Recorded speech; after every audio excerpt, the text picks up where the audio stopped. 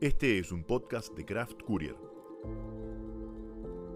en el que Agustín Garetto y Milan Jelic analizamos semanalmente la política, la economía, la cultura, los temas internacionales y los hechos relevantes con una visión de conjunto, reflexiva, analizando tendencias, actores y teoría para entender mejor la realidad, priorizando la calidad de un análisis artesanal por sobre la velocidad y la cantidad. Hola, bienvenidos a todos a este episodio número 37 de la segunda temporada, que se titula ¿Existió un mundo feliz peronista? Aprovechamos la fecha del 17 de octubre para reflexionar sobre eso. En este episodio tratamos el inicio y la debacle de la bonanza durante el régimen peronista, más o menos en años desde el 46 al 49 y después su debacle pronunciada durante el 52, y también los diferentes 17 de octubre actuales, básicamente recortados en los personajes de Axel Kicillof, gobernador de la provincia de Buenos Aires, realizado en Berisso, y el de Guillermo Moreno, realizado en la ciudad de Buenos Aires. Y como último tema, la entrada en escena de la vicepresidente Victoria Villarroel con María Estela Martínez de Perón, o más conocida como Isabelita.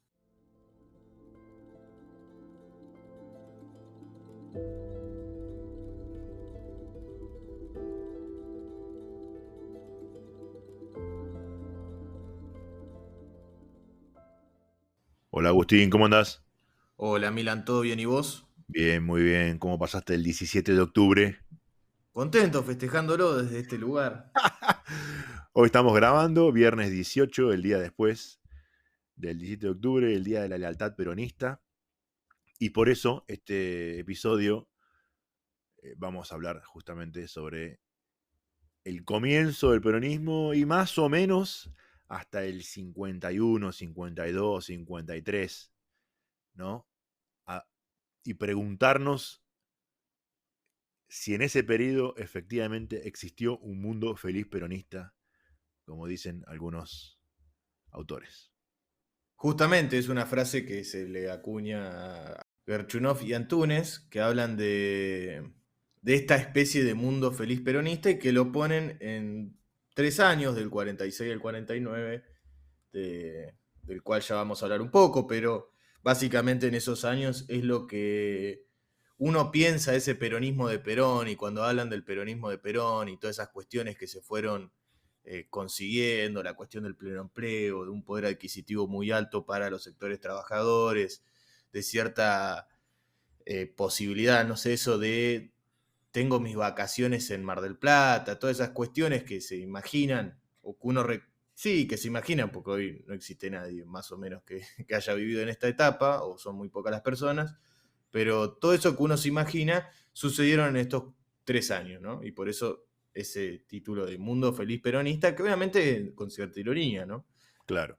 Desde hace ya un tiempo que veníamos pensando que para esta época valía la pena hacer un pequeño stop respecto a la coyuntura, aunque al final del episodio vamos a hablar de coyuntura claramente porque hubo ciertos actores, algunos inesperados, que celebraron el Día de la Lealtad Peronista, ya vamos a ir a eso, pero como lo veníamos planeando desde hace un tiempo, es que convocamos justamente a Nacho López en el episodio anterior, que salió excelente, el que no lo escuchó lo recomendamos, con la precuela del peronismo, para entender la etapa previa y que claramente explica muchas de las cosas que vinieron después. Tal cual. Yo quiero hacer una aclaración, soy una persona muy obsesionada por el peronismo, pero no siento parte de ese mundo. Aunque viendo que cada uno puede festejar un 17 de octubre y cambiar de la cara, yo creo que a partir del año que viene voy a festejar mi propio 17 de octubre y le voy a dar mi significado y así juntar un poco de legitimidad en la sociedad. Porque ya que Popular, claro, sí, ya lo puede hacer cualquiera, ¿por qué no lo puedo hacer yo? tal cual. Pero bueno, más o menos suponiendo que han escuchado el último episodio, vamos a hacer esa suposición, hay que recordar que en el 43 hay un golpe militar llamado la Revolución de Julio, que va a tener una gran importancia en, en la cuestión política, porque se presenta como una interrupción contraria a la del 30, ¿no? porque habla de volver a la democracia, a esta democracia restringida por la dictadura del golpe del 30, perdón, con un periodo pseudo-democrático, el fraude patriótico y todas las cuestiones que vimos durante los gobiernos de la Concordancia en la década del 30. En el gobierno del 43, un gobierno militar, en el cual una facción que muchos autores dicen que tiene cierta sobredimensión, que no es tan así, que tiene cierta parte romántica, se lo conoce como Go y que va buscando poder dentro de las estructuras, ¿no? De hecho, Perón tiene una frase muy interesante respecto al Go, y quienes nos siguen en Instagram posiblemente habrán visto la foto en la cual está y Uriburu y el capitán, entonces capitán Perón, ¿no?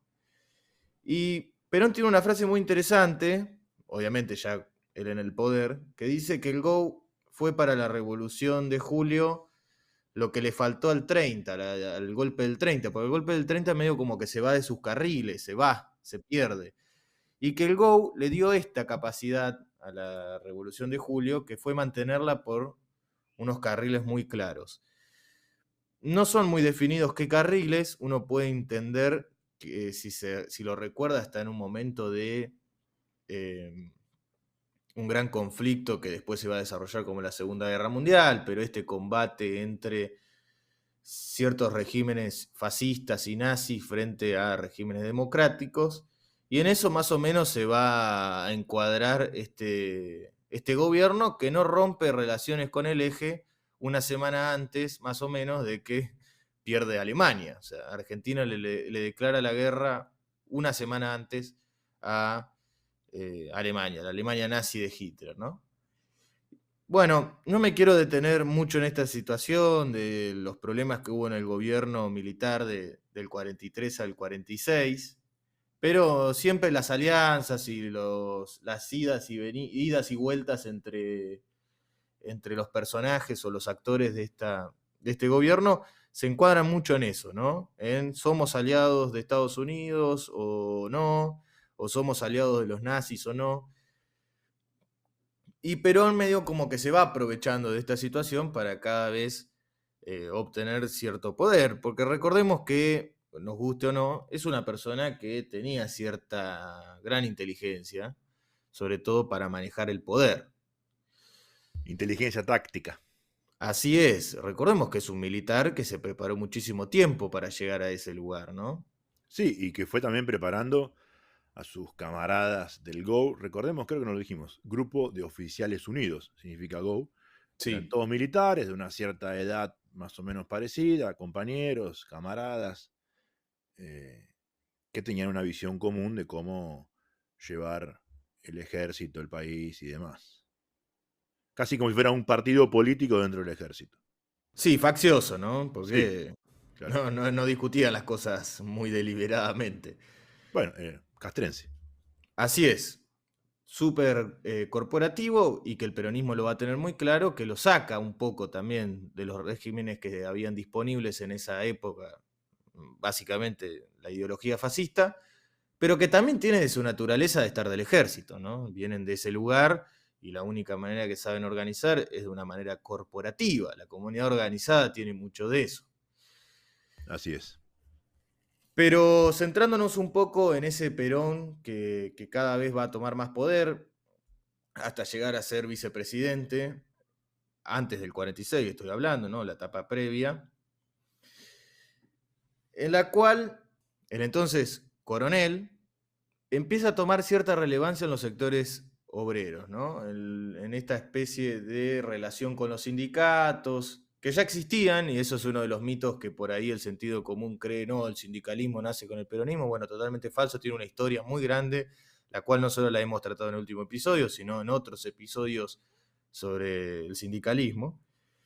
Pero es verdad que Perón intenta sintetizar dos comportamientos respecto al sector obrero, que ya lo habíamos dicho en otro episodio, que es una parte irigoyenista, paternalista, y otra parte más, si se quiere, institucional, por medio del Departamento Nacional de Trabajo, que fue creado por Agustín Justo, ¿no? y que luego a este departamento lo va a llamar la famosa Secretaría de Previsión Social, en la cual Perón va a lanzar toda su estrategia, también en conjunto con una chica que va a tomar cierta relevancia y fama durante el régimen peronista, que es Eva, ¿no? Eva Duarte. Así es, que era en ese entonces una actriz que tenía cierta relevancia en la radio, en la radiofusión, y bueno, se va a empezar a ser conocida y ahí se va construyendo un poco esta cercanía con los sectores populares, si uno lo quiere poner en ese término. El problema llega con cierto, ya más o menos estoy hablando en el 45, con ciertos problemas entre algunos sectores del gobierno militar, con el entonces militar Ábalos, que es quien decide que bueno, que a Perón hay que correrlo del poder, porque tiene cierta peligrosidad envuelta a él, Cierta ¿no? independencia, Sí, cierta autonomía. independencia, mucha autonomía y que tiene cierto poder sobre control de ciertos sectores que puede ser alarmante y que sobre todo a sectores patronales ya le estaba dando miedo. Recordamos aquel discurso de la Bolsa de Comercio que lo tratamos en el episodio pasado y la respuesta de los sectores de los patronales, digamos, las patronales, en la cual le decía, no, bueno, no le tenemos tanto miedo a los comunistas, te tenemos más miedo a vos, básicamente. Algo intuían. Algo intuían. Bueno, se lo decide apartar a Perón, la famosa isla Martín García, donde lo tienen prisionero, y se produce una revuelta popular el 17 de octubre. Es verdad que no es tan popular como dice la historia oficial del peronismo, eso es cierto, pero tampoco es insignificante. Recordemos que a muchos líderes de otros países vecinos le llamó la atención. Habíamos hablado de Getulio Vargas en el episodio anterior. Entonces, sí tuvo muchísima participación de sectores populares y es interesante porque si uno habla de esto, dice, bueno, ¿quién los organizó? ¿Quién fue el que dijo vayamos el 17 de octubre a la plaza o a la ciudad de Buenos Aires, mejor dicho, y hagamos lío? A ver, no es que dijeron el 17 de octubre porque es el día de la lealtad peronista. No, bueno, No, vayamos hoy, mañana, pasado, movilicémonos esa hora por nuestro representante en el gobierno, que era Perón, es quien nos ha dado o nos ha facilitado ciertas cosas. Bueno, entonces salgamos a defenderlo que estaba siendo preso. tal cual. Y esto sí es cierto, en la historia oficial por ahí lo van a marcar, depende de qué la cuenta, pero que esto salió de las bases, es decir, ciertos sindicatos fueron yendo de una especie de boca en boca para tratar de movilizar a toda esta masa, pero no algo central, como se puede llegar a pensar como la CGT, porque la CGT anuncia un paro general el 18 de octubre, o sea, un Claro. día después. Y cuando solicita al gobierno militar de que se liberen a presos políticos, ¿no? Si le solicita al gobierno liberen presos políticos, en ningún momento dice liberen a Juan Domingo Perón. No lo nombran.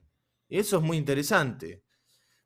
Uno puede leer ahí, bueno, hay una cierta autonomía del sindicalismo en el cual no quiere verse aplacado o cooptado por una sola persona, aunque bueno, después la historia es otra, ¿no? Igual dijiste una buena frase idea, ¿no? Autonomía, cierta autonomía del sindicalismo. Así es, Porque después aparece el sindicalismo peronista. tal cual. Y ahí está la gran diferencia, ¿no? El sindicalismo tenía su autonomía, su historia, sus líderes.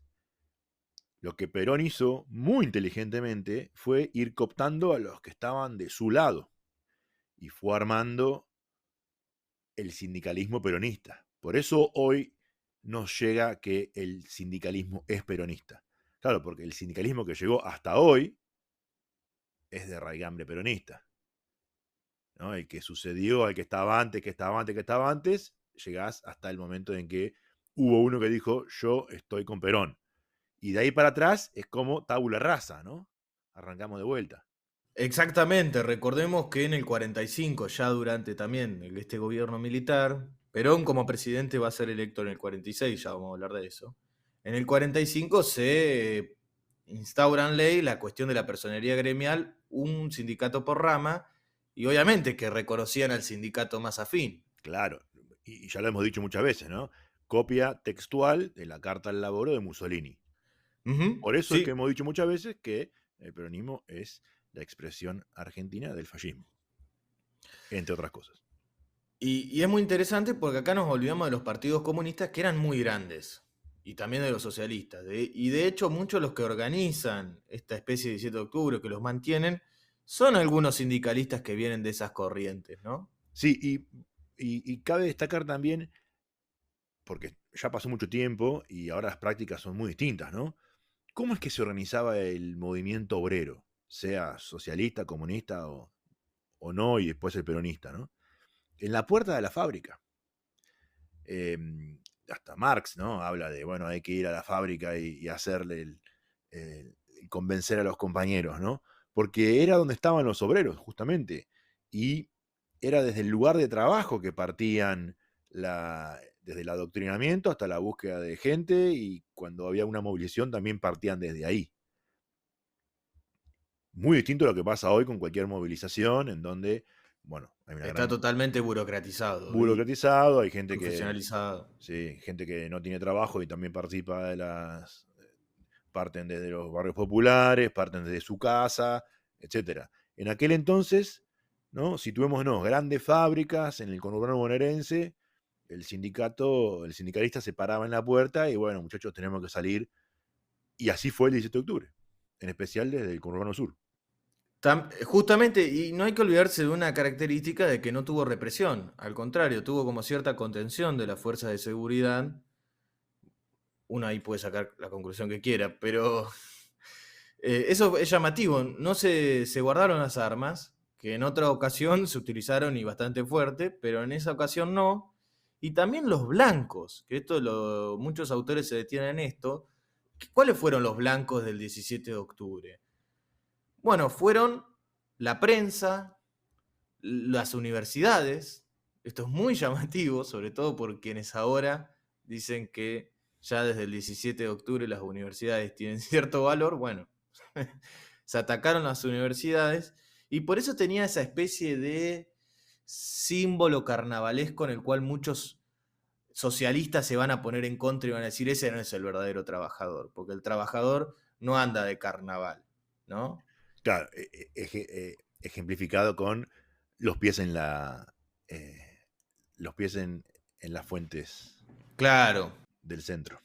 claro, que después hay una crítica sobre eso y que realmente es exagerada la posición de los socialistas. Recuerden que los socialistas, y esto porque, ¿cómo que los socialistas estaban en contra? Sí, el socialismo y el comunismo van a terminar formando aquella unión democrática con el radicalismo, ese frente antifascista del cual habíamos hablado con Nacho el episodio anterior. Pero bueno, nos quedamos con ese 17 de octubre. Obviamente, ante esa avalancha de gente, deciden los militares traerlo a Perón y Perón se va a posicionar en el balcón y les va a dar una especie de reconocimiento a ese sector popular, de agradecimiento. De hecho, esa famosa frase de quédense que quiero dejarlo grabado en la retina de mis ojos. Una frase muy poética, la verdad, tenía una imaginación increíble que hoy quizás los políticos en general no lo tienen, pero Era también, sin quitarle mérito, era también algo característico de la época, el tango, ¿no? El sí, sí, bohemio, sí, sí, tenía mucho de esa época y bueno, eso es una frase muy impactante para mí, ¿no? Pasa que vos sos de la época del reggaetón, Claro, del claro, se trap, terminó y de... claro, Sí, sí, que, lamentablemente sí. que de poesía tiene Tiene poco. poco. Pero en aquel entonces estaba Gardel, ¿no? El tango y demás. Después de este 17 de octubre está la salida democrática o la salida para elecciones por parte del régimen militar y en el cual Perón va a ser el candidato del gobierno militar. Y de hecho él lo dice, es decir, hay que seguir con esto. Y atención con esto. hay que seguir con lo que veníamos haciendo. De hecho, Perón va a ganar, y no me voy a detener en cómo gana, porque si no se nos termina el tiempo. Esto es muy interesante, pero quizás para otro episodio, decir cómo llegó al poder y cómo ganó las elecciones, porque no es fácil hacerlo, por más que tenga el poder, o cierta parte del poder. Perón asume el 4 de junio la presidencia de su gobierno, refiriéndose a la Revolución de Junio, y ahora me acuerdo que creo que antes dije que era la Revolución de Julio, no, la Revolución de Junio, porque el 4 de junio de 1943 fue el golpe militar, y asume ese mismo día, entonces eso es algo muy importante. Lo que sucede del 43 y al 46 no es algo, no es una pavada, digamos, tiene un valor muy importante dentro de la historia peronista. Y de hecho Ruquier lo sintetiza en una frase, es decir, la revolución social, es decir, todas esas cuestiones que que se consiguió en teoría durante el peronismo, se dio en el gobierno militar, porque muchas de las disposiciones que le puso Perón al gobierno militar para él ser el candidato a presidente son las que después se mantuvieron y que agarraron fuerza de ley, como el aguinaldo, las vacaciones, la jubilación, es decir, las jubilaciones centralizadas, ¿no? Porque ya existían cajas de jubilaciones, pero centralizadas desde el gobierno, se hicieron durante el gobierno militar. Perón llega al poder y obviamente lo que va a intentar en todo su periodo, hasta el 55 inclusive, es una especie de lo que Ruquier llama democracia hegemónica, una conciliación entre las elecciones y el autoritarismo, ¿no? Un poder personal muy fuerte y elecciones, que lo único que hacen las elecciones es una especie de convalidar lo que ya está dado, ¿no? Es decir, lo que se ve en la sociedad, era esa especie de, bueno, esto es como sacar una foto las elecciones, ¿no? Y es muy interesante la mirada de Ruquier, que por ahí uno mucho no le da importancia, es que el peronismo logra crear un tercio en la sociedad que continuamente se le va a poner en contra.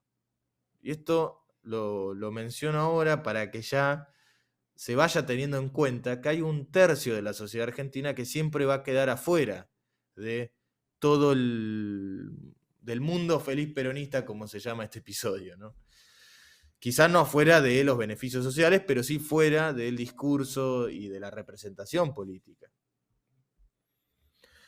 No nos vamos a detener tanto en cómo fue su armado electoral y demás, que eso es lo que después se traduce en poder político, pero no fue tan liberal, por así decirlo. Las circunscripciones uninominales de esa época se iban modificando de antojo al Poder Ejecutivo para que los números cierren. De hecho, hay mapas donde muestran cómo se fueron cambiando en la ciudad de Buenos Aires durante todas las elecciones. Por lo tanto, no es que las reglas de juego eran iguales para todos, ¿no? Hubo cierta manipulación. Menos mal que en el 43 habían venido a restaurar la democracia porque los que estaban antes hacían exactamente eso, ¿no? Sí, sí, sí.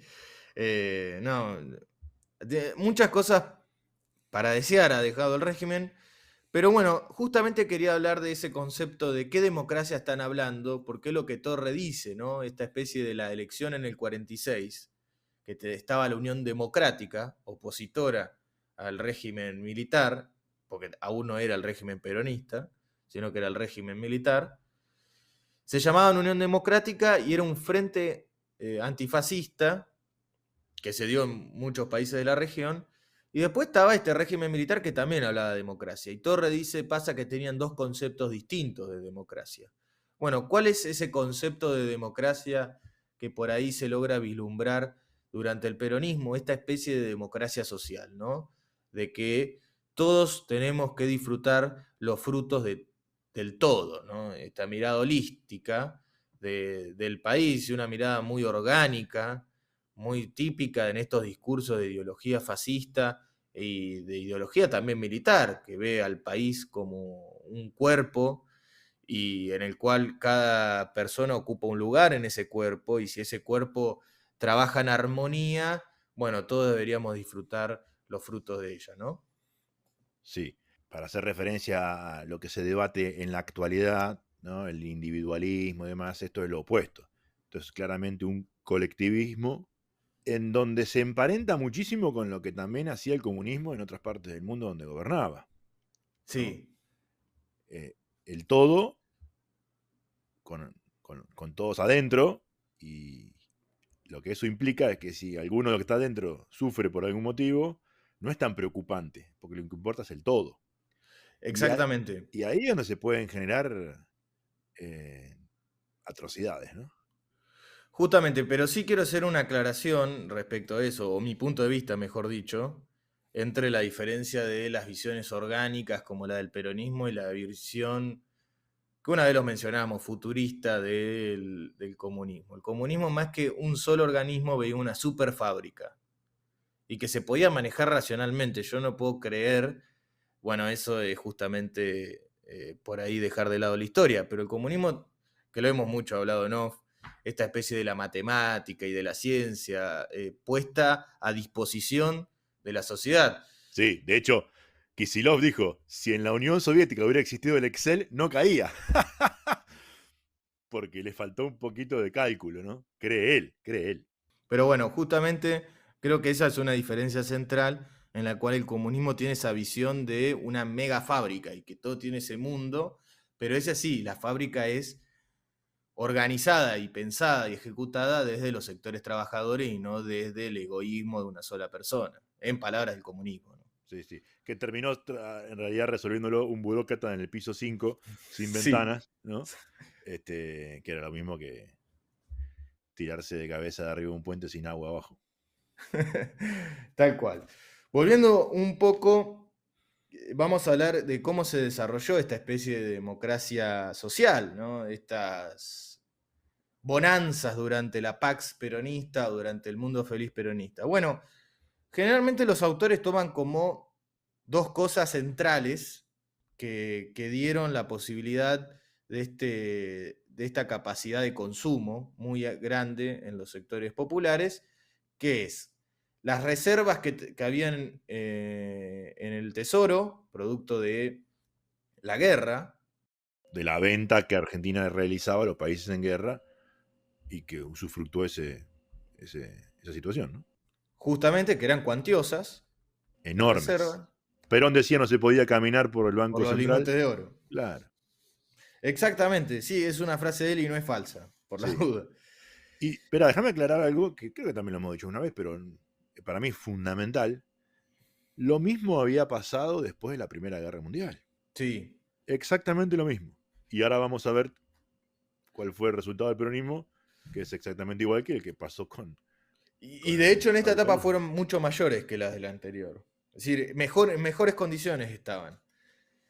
Y además de eso, la creación en el 46 del Instituto Argentino de Promoción del Intercambio.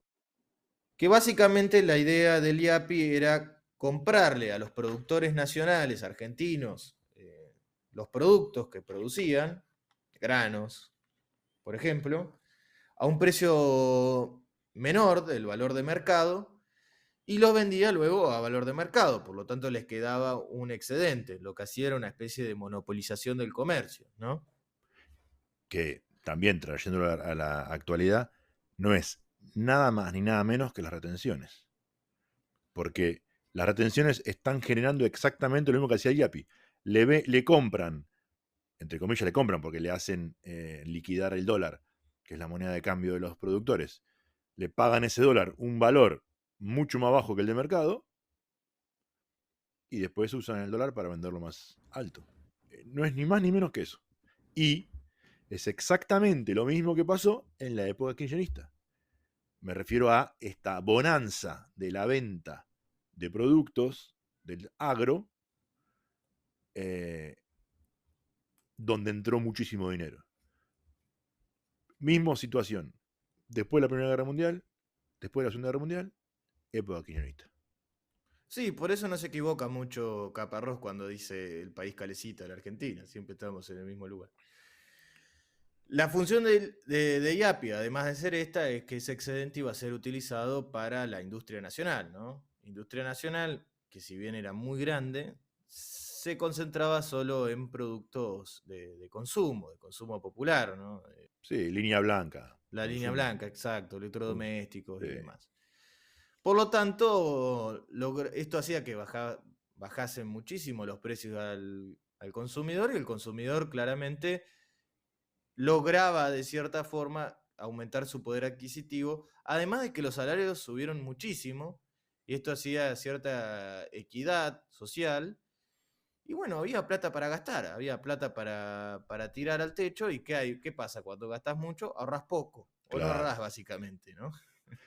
Déjame mencionar un tercer elemento que es también central y es el tema de las cajas de previsión social. El aporte obligatorio de los empleadores y de los trabajadores a las cajas, que como dijimos antes, ya existían, pero se habían unificado bajo este régimen, que solo le entraba plata. No le salía porque todavía no había nadie que estuviera jubilado bajo ese sistema. Y si lo pensamos teóricamente, bueno, uno ahorra un tiempo y después, cuando te jubilás, te dan esa plata. Pero claro, Perón vio que entraba y no salía la plata y dijo, che, acá tenemos para seguir alimentando el mundo feliz peronista.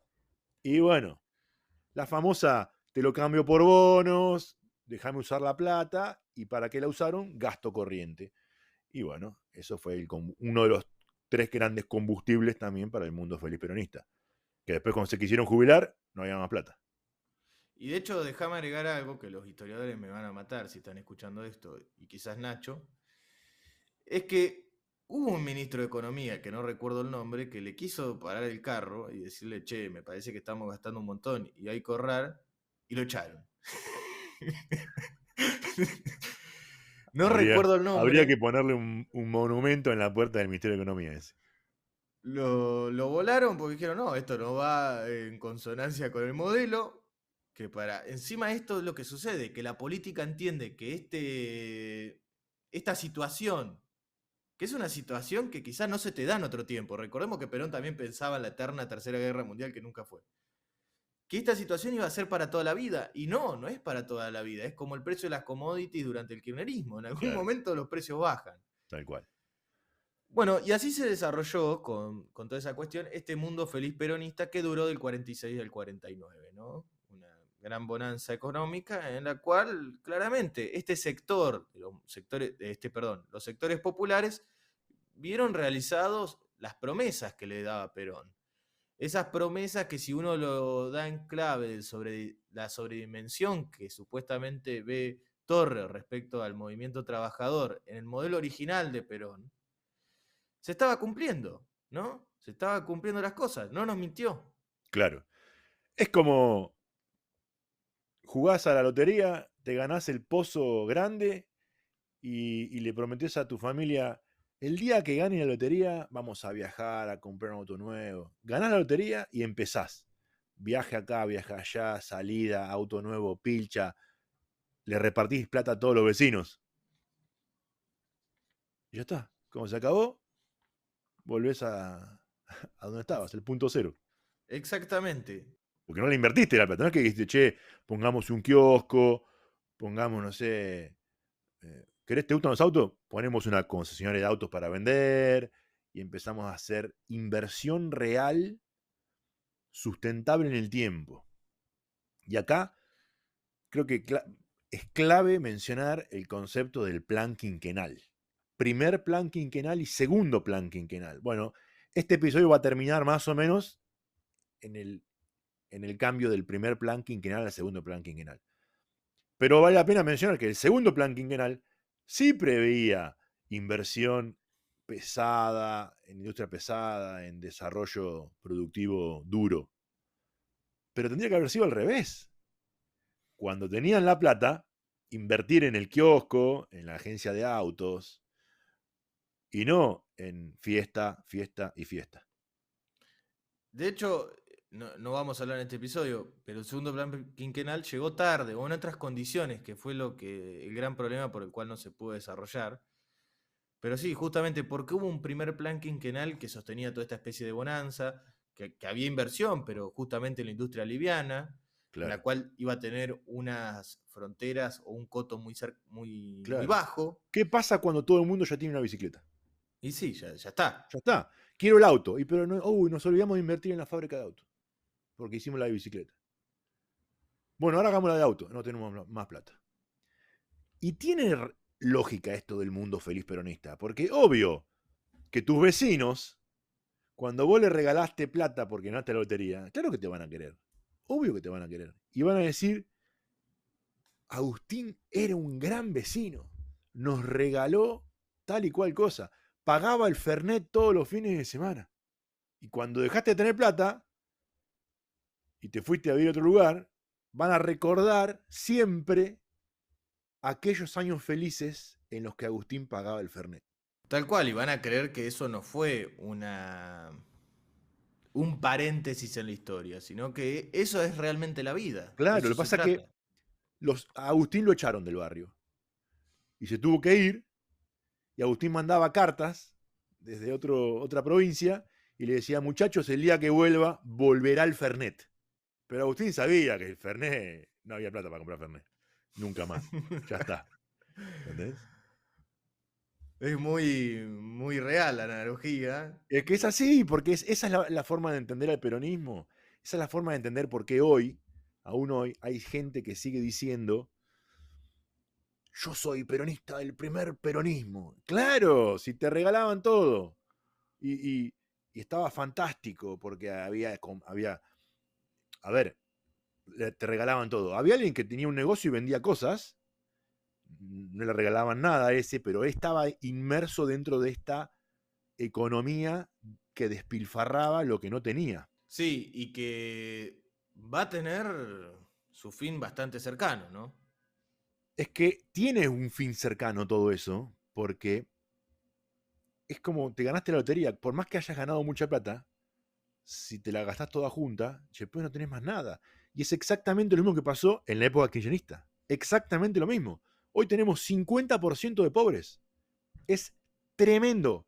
La pobreza es el gran problema de la Argentina. Y no era así hace 20 años, teníamos un montón, pero ahora es cada vez peor. Sí. Tampoco es que el que estaba antes, Menem y de la Rúa, eran unos genios, al contrario, para nada. Pero no tenían el viento de cola que sí tuvo el kirchnerismo para poder generar un cambio estructural en la Argentina. No. ¿Qué hacíamos en la época kirchnerista?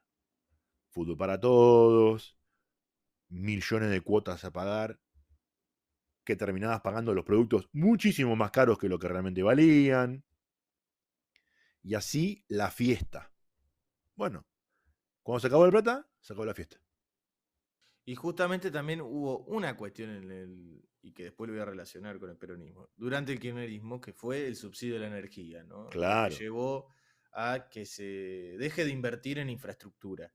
Que va a ser un problema que ya lo iba a tener Perón también al final de su régimen. Pero quiero detenerme en el fin de este mundo feliz peronista, ¿no? Que se explica en parte por dos factores. Uno, de que el mundo cambió. Y acá va a entrar en el papel que jugó los Estados Unidos en la reconstrucción de Europa, que eran sus socios comerciales, ¿no? En el famoso Plan Marshall, del cual Argentina va a quedar afuera. exacto. Que hizo que bajen los precios internacionales de las materias primas, ¿no? Eso por un lado, pero también las fuerzas del cielo no acompañaron, diría Milei, porque se vino una sequía muy fuerte en el 49 al 52, en el cual, tras que bajaron los precios, vendías poco, por lo cual entraba poca plata. Y si entra poca plata en una industria que es totalmente dependiente del sector agropecuario, bueno, no te cierran los números, claramente. Sumado a la otra característica que era que se quedó sin la plata que tenía antes. Tal cual, que se quedó sin la plata que tenía antes, de que no lo habíamos mencionado, pero durante el régimen peronista también se puso de moda la nacionalización de los de empresas, de los servicios públicos, lo cual hizo que, bueno, el manejo no sea del todo eficiente y que también lo va a llevar un gran problema ya para los últimos años de su gobierno, y por esto lo quería relacionar con el kirchnerismo, por el problema que tenía respecto a sobre todo la demanda de petróleo interna, doméstica, ¿no? Que bueno, lo va a intentar subsanar con inversiones extranjeras, esto lo quiero mencionar, pero bueno, no es muy importante, donde la Standard Oil le ofrece a Perón una inversión extranjera, Perón dice, bueno, sí, dale, y la Standard Oil dice, bueno, pero que pase por el Congreso, y los mismos legisladores peronistas le dijeron, no, Acá inversión extranjera, nada. Soberanía nacional. Y nos quedamos sin la posibilidad de tener una inversión en materia de infraestructura energética. Bueno, y esta crisis va a llevar al segundo plan quinquenal, ¿no? Que para resumirlo en pocas palabras, es un plan de austeridad, en el cual los salarios, esto en palabras de Perón, van a aumentar si la productividad aumenta.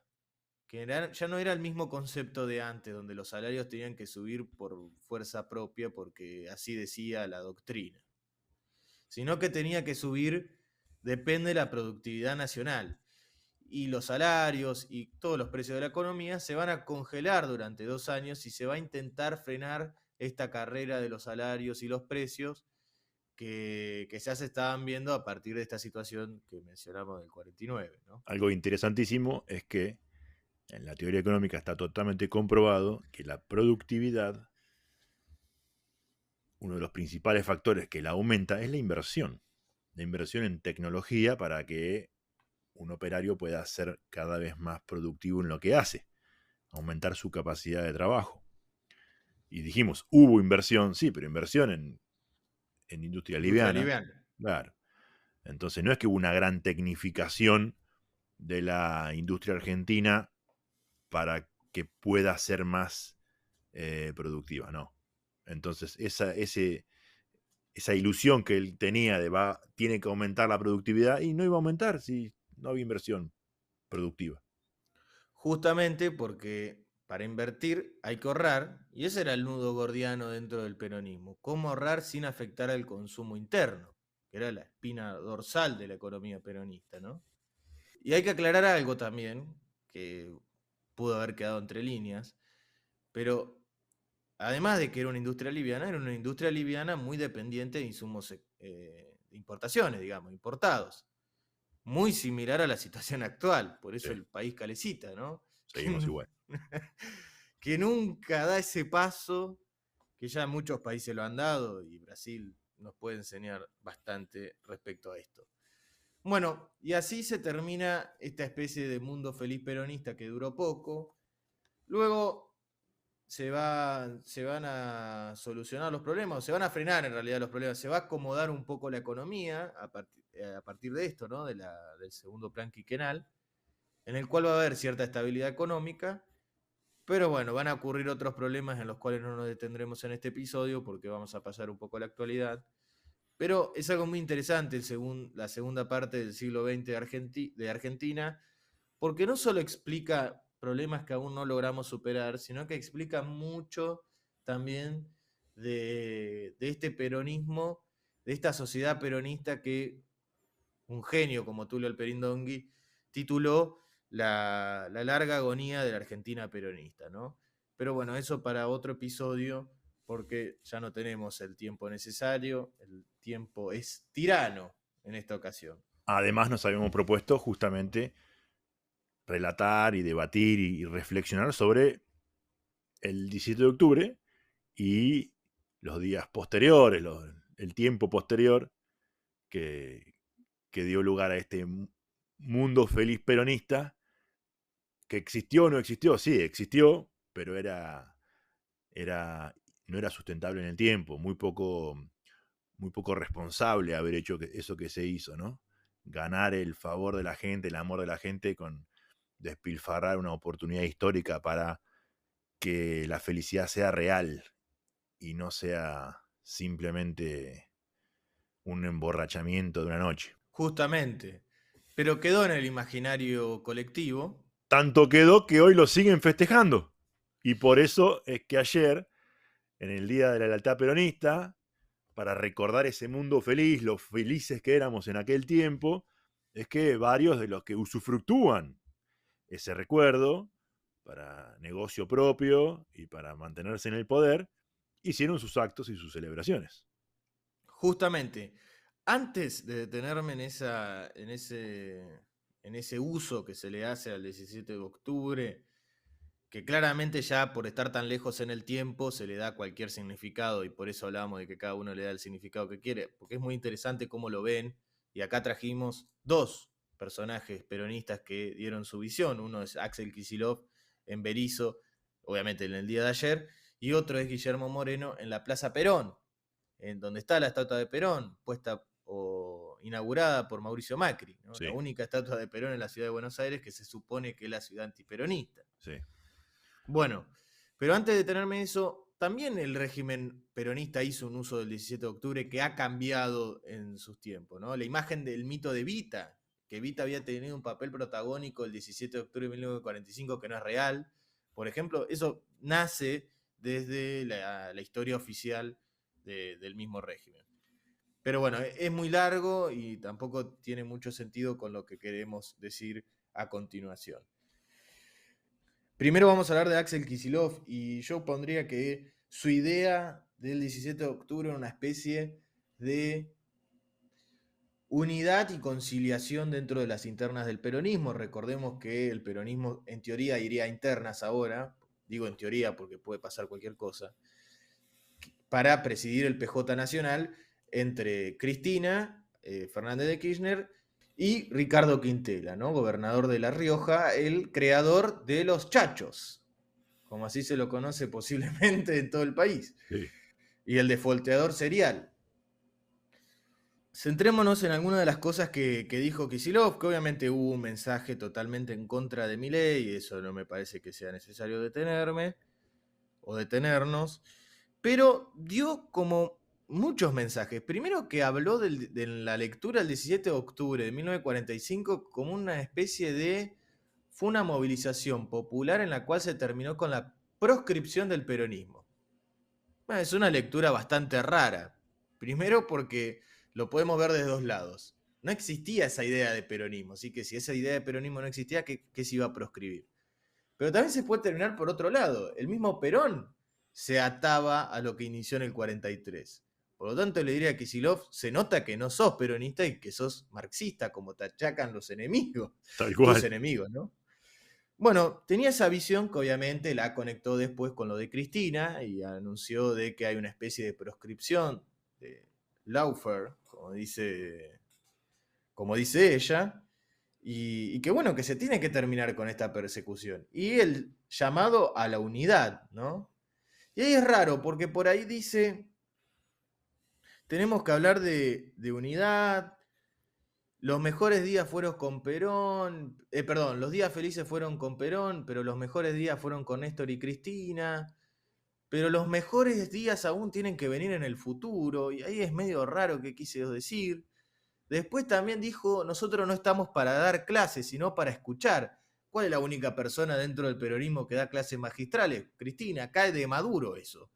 Pero después de decir esta frase dijo, la derecha que no empieza a buscar palabritas para ver dónde hay interna. Vos las estás dando solo, pero Claro. bueno. Pero sí otra cosa que me llamó muchísimo la atención de Kicillof es las veces que pronunció empresarios en su discurso. Lo habrá pronunciado 10 veces. Fácil. Y el llamado, o sea, una búsqueda por integrar al empresariado, ¿no? Sobre todo el sector pyme, que podemos decir que va a ser el que más va a sufrir o el que más sufre la recesión, ¿no? Que generalmente en el discurso peronista el empresariado, o en el discurso kirchnerista el empresariado era como el oligarca, no estaba muy en cuenta en la representación del sector empresarial. Pero Kicillof le ha dado importancia al empresariado en su discurso. Y además dijo algo, recuerden que acá, en la provincia de Buenos Aires, en el kilómetro cero de Berisso, perdón, en el kilómetro cero del peronismo en Berisso, le ganamos 3 veces a Javier Milei. Y nosotros sabemos cómo se mide el peronismo, en las urnas. Así que ahí hay una especie de definiciones que vamos a ver en qué se da en los próximos años. Hay que aclarar que la Cámpora no participó en este acto. Como dijimos, después hubo otro discurso, el de Guillermo Moreno, que por suerte fue mucho más corto, porque fue bastante aburrido el de Kicillof. Y esto lo digo bien por una cuestión de carisma, no es carismático.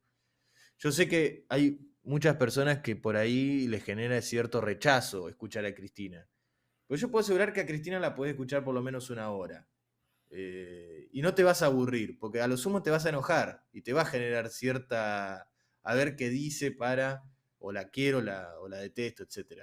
Kicillof no genera nada. Esto es algo central porque el peronismo tiene de este carácter carismático muy fuerte. Pero si hay alguien carismático, que no es Cristina, ¿no? Es Moreno, que está trayendo mucho los sectores más jóvenes, que por ahí se ven atraídos por el discurso de Milei, o apelados por el discurso de Milei. Bueno, Moreno también tiene ahí su cuotita, ¿no? Y Moreno fue bastante claro, cosas que ya ha dicho muchísimas veces, ¿no?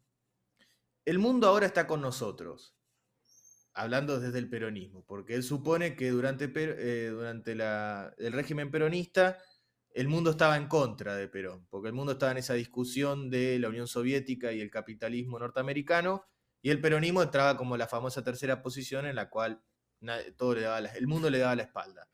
Ahora no, el mundo está con nosotros. ¿Y por qué dice el mundo está con nosotros? Por lo que sucede en Europa, que ya lo hemos mencionado, con este avance de sectores populistas, ya sea se lo determine como ultraderecha o ultraizquierda, y también de Trump, ¿no? Que ambos son nacionalistas. Y esa es la gran característica Exactamente. del peronismo. Y de nuestra última invitada al 17 de octubre, que lo vamos a mencionar en unos minutos. Tal cual. De hecho, Moreno es puntilloso con esto y habla de nacionalismo de inclusión. Y lo dice y lo repite para que se te quede grabado. Que es esta especie de hay un nacionalismo de exclusión que pone muros y un nacionalismo de inclusión que tiende puentes. Ahí estaría el peronismo de Moreno, en esa de tender puentes. Él dice no somos imperialistas, pero bueno, esa mirada de nosotros vamos a peronizar el mundo tiene, perdón Moreno, pero ahí de imperialismo hay bastante. Sí. Pero bueno. También otra definición de Moreno es el valor central que le da al trabajo.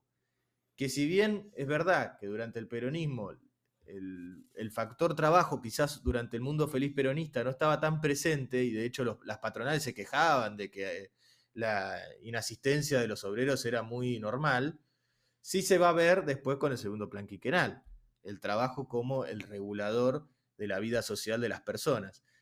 Moreno también pone el acento ahí. También pone el acento en algo que el peronismo del siglo XXI se olvidó completamente, que estaba muy presente quizás durante el primer gobierno de Perón, que es la religión. Se cansa Moreno de hablar de religión. Y de hecho se lo dijo a Milei, mi límite es que vos te metas con mi religión. Bueno, y él es muy amigo del Papa, muy amigo. Muy amigo y lo ha mencionado en el 17 de octubre a Jorge Bergoglio. Otro tema en el cual también le pone mucho acento Moreno es en la industrialización, ¿no? Y ya hemos mencionado la industrialización del mundo feliz peronista. Y tres cosas más que quiero decir respecto a Moreno. Primero, cómo lo sintetizó a Javier Milei, como un globalizador. Acá Agustín Laje no sé dónde se va a posicionar. Lo trató de un globalizador que va en contra de toda esta ideología peronista, claramente, porque va en contra del nacionalismo, pero acá me es raro porque muchos que se ven inmersos dentro del fenómeno de Milei no lo ven como un globalizador, al contrario, lo ven como el enemigo de la globalización. Bueno, esa es de las facetas que tiene Milei también, porque por ahí es globalizador, por ahí no, y es medio raro. Otra cuestión puntual es esta construcción del antipueblo típico en los sectores populistas. Moreno no le puso cara, no habla de casta en general, habla de la sociedad rural argentina. Llamativo, uno podría decir que quedó viejo, pero bueno, él lo habla, el esfuerzo lo tienen que pagar ellos, que no son los chacareros, son los grandes terratenientes de la sociedad rural argentina, que son los que tienen que hacer el esfuerzo en la situación actual. Y por último, claramente, y acá lo vamos a conectar con la tercera figura para ya despedirnos, dijo, el peronismo va a volver a gobernar y volveremos a gobernar sin canciones nuevas. En referencia a Axel Kicillof y posiblemente llamando a, no sé qué título ponerle, una especie de fantasma que se está asomando cerca de Balcarce 50, que es la Vicky. Villarruel, apareció. apareció, pero no solo que apareció Villarroel, que cada tanto aparece y aparece bien, sino que aparece un 17 de octubre y aparece con una persona que no aparece mucho en la política argentina. ¿Hace cuánto que no aparece? Me encantaría saber quién fue el último político de relevancia que se sacó una foto con María Estela Martínez de Perón.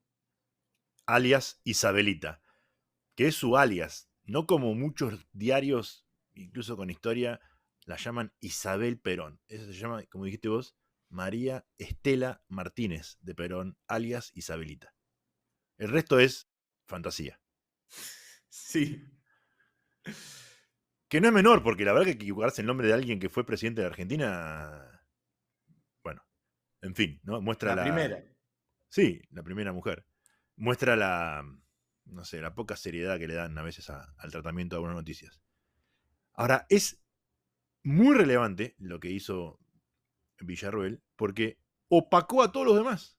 Sí, es como que todo lo que dije ahora es medio el pedo. Ya Pero está, bueno, claro. quedó.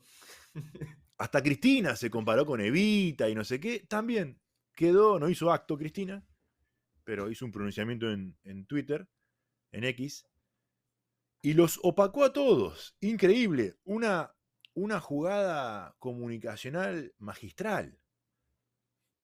Hay que ver cuánto le va a sumar, cuánto le va a restar, en qué le suma, en qué me refiero a qué electorado, en qué electorado le suma, en qué electorado le resta. Pero creo que se recibió de peronista. Sacó el carnet, Villarruel. Bueno, se cumplió lo que dijo el general. Todos somos peronistas, pasa que no nos damos cuenta. Se ve que está en ese proceso de reconocimiento, de encontrarse consigo mismo. Bueno, ¿Qué sé yo? yo no creo en eso, ¿no? Pero claramente, y acá es donde vamos al tema este que dijimos, el nacionalismo. Lo que pasa es que Villarroel es recontra nacionalista. Hemos hablado en algún momento del libro Está entre nosotros, compilador Pablo Semán, y específicamente del primer capítulo de ese libro que escriben Sergio Morresi y Martín Vicente, que se llama Rayos en el cielo encapotado, la nueva derecha como una constante irregular en la Argentina, porque justamente debaten cómo no es tan nuevo esto de nacionalistas por un lado y, eh, y liberales por el otro, a veces peleándose, a veces uniéndose. En el caso de Milei y Villarroel se unieron para ganar la elección y cobrar relevancia, pero ahora se están empezando a marcar la cancha, porque son claramente corrientes distintas. Y si uno analiza más en profundidad, tiene más relación Villarruel con Moreno que con Milei. Sí, Y por eso Moreno salió a decir, Villarruel dijo, no tiene presente, pero tiene futuro, y es peronista. sí, sí, sí. Y no le molestó. No, y lo dijo también Sergio Berni, que le parece una gran peronista. No sé si Aníbal Fernández, que es un tradicionalista, sí, muy nacionalista, se ha pronunciado una vez a favor de Villarruel, pero dale 15 minutos que arranca, ¿eh? Porque se debe estar conteniendo diciendo, ah, pero era ella la que yo quería. Sí, varios, varios. Seguramente, porque lo representa. Quiero hacer quizás no es un chiste de mal gusto, pero sí para ponerlo bien en clave porque es serio, ¿no? Se la relaciona mucho en el imaginario, sobre todo de los sectores de oposición y sobre todo de sectores izquierdistas, a Victoria Villarroel como Jorge Rafael Videla, ¿no? No, no, están confundidos, es Emilio Eduardo Macera. Es esa idea, sí, pero no lo digo mal, lo digo en serio, es esa idea de un nacionalismo que intente tener cierto discurso, cierta representación peronista como quiso Macera. De Claro, hecho, Macera fue a elecciones y le fue muy mal. no tiene nada que ver con el resto de las cosas que hizo Macera. Hablamos de la parte ideológica. Sí, sí, sí, obvio. Pero sí, y ha ocupado las tapas de los diarios, como vos dijiste.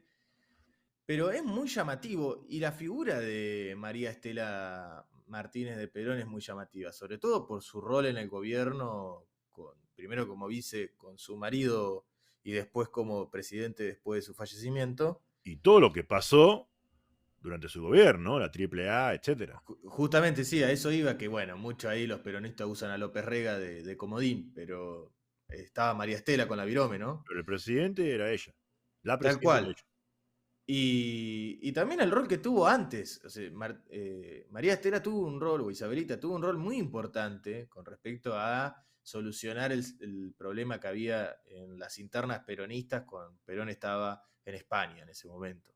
Entonces es una figura sumamente importante que claramente el peronismo después a los derrotados o a los que tienen una imagen bastante negativa intenta matarlos políticamente. Y tengo varios para mencionar en esa lista, pero qué sé yo, puede ser Ítalo Luder, Isabelita también entra en esta, hasta el mismísimo Alberto Fernández, ¿por qué no? Tal cual. Y bueno, intenta levantar este personaje político que, lo repito, no sé qué otro político de relevancia se ha sacado una foto con ella. No, la verdad que no recuerdo. La resucitó. Y con un mensaje muy fuerte, que bueno, veremos qué sucede en el sector que quizás mira más afín al oficialismo. Te sumo algo más, y es que recordemos que en la época del gobierno de Martínez de Perón se produjo el Rodrigazo, al que tanto critica Milei. Sí. Entonces, eso es cuando decimos, bueno, liberales y nacionalistas a veces están juntos, a veces se chocan, ¿no? ¿Qué opina Milei del gobierno de Isabelita? Pestes. Y su vice se saca una foto. Le pone un busto en el Congreso. Sí, es increíble. No, bueno, que Pero, a ver, es increíble en el sentido que se dé tan rápido, pero no es llamativo. Si viene, como utiliza muchas veces Pani, como para ver un poco en perspectiva. Si viene un historiador del 2080, va a decir, este país qué aburrido que es, siempre pasa lo mismo. claro. Porque como justamente vos mencionaste este capítulo de este libro Está entre nosotros, Sí, lo recomendamos realmente mucho, ¿eh? El capítulo del sí, libro entero es muy interesante, pero el capítulo en particular es muy descriptivo de muchas tendencias del siglo XX de argentino y bueno, principio del XXI, eh, presentado de una manera distinta a la tradicional, pero muy acertada. y que muestra estas tensiones y que, alerta spoiler, termina mal, Termina mal. muy mal. Pero bueno, son las cuestiones que nos trajeron este 17 de octubre, que quizás el año que viene festejo uno con otro significado y otras ideas, ya que cada uno le puede dar el significado que quiere. Mientras pagues el Fernet, haz lo que vos quieras. Pero bueno, espero que tengamos otra oportunidad para tratar la segunda mitad del siglo XX, la cual se discuten un montón de cosas muy interesantes y que por ahí nos olvidamos completamente porque estamos discutiendo realmente en este país boludeces. Y no hay otra palabra porque siempre discutimos sobre las mismas boludeces de siempre. Y bueno, así nos despedimos. Nos vemos el próximo viernes, pero en este caso, miran en los Estados Unidos y no presente en el próximo episodio, en el cual vamos a hablar más de la actualidad política, de la coyuntura, básicamente, ¿no? Así es, ya en 15 días sí traeremos un poco más sobre la actualidad de las elecciones en Estados Unidos, que va a ser algo sumamente interesante. Bueno, muchísimas gracias y buen viaje. Gracias, nos vemos.